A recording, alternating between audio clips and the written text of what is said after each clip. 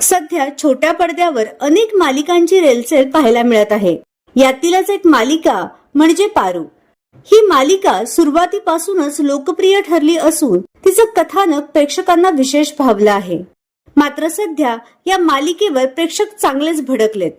नुकताच झी मराठीने मालिकेचा एक नवीन प्रोमो शेअर केलाय.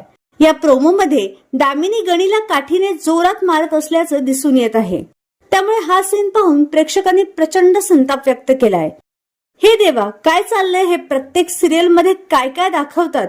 सिरियल नावाचं मुळच उपटून टाका एकदाच. तर दुसऱ्या एकाने म्हटलंय विकृती दाखवत आहेत. काय दाखवायचं काय नाही दाखवायचं हे कळत नाही का?